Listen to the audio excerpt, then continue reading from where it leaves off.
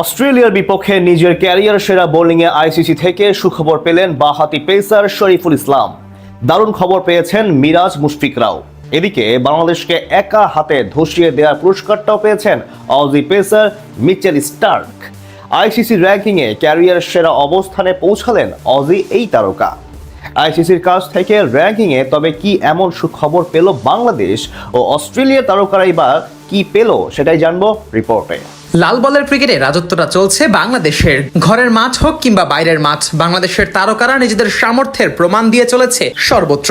আর এমন দারুণ পারফরমেন্সের বদৌলতে আইসিসির কাছ থেকেও প্রতিনিয়ত সুখবর পেয়েই চলেছে লাল সবুজের তারকা ক্রিকেটাররা। এবার অস্ট্রেলিয়া সিরিজের পরও এমনই সুখবর পেয়েছেন শরীফুল ইসলাম, মুশফিকুর রহিম, মেহেদী মিরাজরা। ডারউইনের প্রথম টেস্টে মাঠে নামার সুযোগ না পেলেও ম্যাকায়ের মাটিতে নেমেই বল হাতে নিজের জাদু দেখিয়েছেন শরীফুল। অজি ব্যাটারদের নাকা নিচু বানি খাইয়ে প্রথম ইনিংসেই তুলে নিয়েছেন 7 উইকেট। নিজের ক্যারিয়ার সেরা বোলিংয়ে নাস্তানাবুদ করেছেন অজি ব্যাটারদের। আর এর পুরস্কারটাও হাতে নাতে পেলেন টাইগার এই বাঁহাতি পেসার। আইসিসি র্যাঙ্কিংয়ে নিজের ক্যারিয়ার সেরা অবস্থানে পৌঁছালেন শরীফুল। ম্যাকাই টেস্টে 7 উইকেট নিয়ে শরীফুলের র্যাঙ্কিংয়ে উন্নতি হয়েছে 17 ধাপ। বর্তমানে টেস্ট বোলারদের র্যাঙ্কিংয়ে তার অবস্থান গিয়ে দাঁড়িয়েছে 57-তে। শরীফুল পেছনে ফেলেছেন নাহিদ রানা, আকাশদ্বীপের মতো বোলারদেরকে।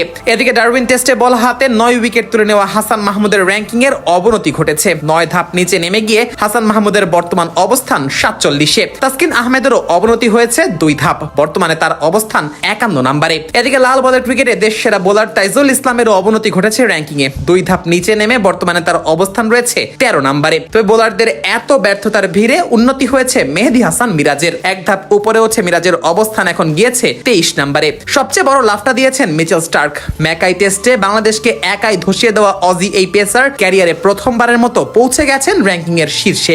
জসপ্রীত বুমরাহ, ম্যাট হেনরিকে পেছনে ফেলে বিশ্বের সেরা টেস্ট বোলার এখন মিচেল স্টার্ক। এদিকে টেস্টের সেরা ব্যাটার র্যাঙ্কিং এ উন্নতি হয়েছে মুশফিকুর রহিমের। 1 ধাপ উপরে উঠে মুশফিকের অবস্থান এখন গিয়েছে 17 নম্বরে। ব্যাট হাতে খুব একটা ছন্দে না থাকলেও অ্যালেক্স কেরির পিছিয়ে যাওয়ায় উন্নতি হয়েছে টাইগার এই ব্যাটারের। তবে যথারীতি 20 নম্বর স্থানে রয়েছে টাইগার অধিনায়ক নাজমুল হোসেন শান্ত।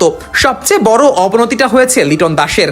গোটা সিরিজে 3 ইনিংসে ব্যাটিং এ নামা লিটন বিদায় নিয়েছেন রানের খাতা খোলার আগেই। আর তাতে করে র্যাঙ্কিং এ 6 ধাপ নিচে নেমে যেতে হয়েছে লিটনকে। 28 নম্বর র্যাঙ্কিং থেকে বর্তমানে তার অবস্থান গিয়ে ঠেকেছে 34-এ। অবনতি হয়েছে বাঁহাতি ব্যাটার মমিনুল হকেরও। 5 ধাপ নিচে নেমে গিয়ে বর্তমানে তার অবস্থান 36-এ।